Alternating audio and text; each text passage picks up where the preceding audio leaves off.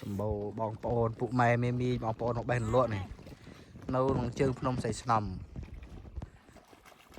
ទៅតាមទៅពាំងជើងភ្នំសៃស្នំ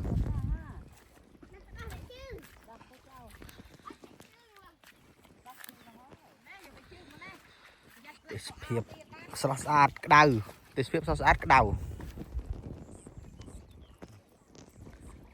នៅក្បែរជើងភ្នំនោះដល់នោះ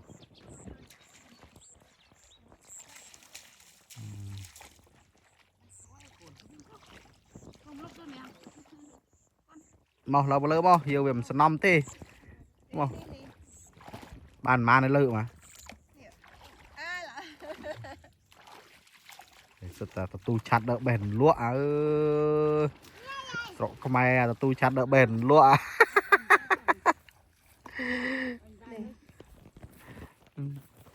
បានមកម៉ាត់តានឹងប្តីហូបទៅចុះនោះបានមួយម៉ាត់ហើយ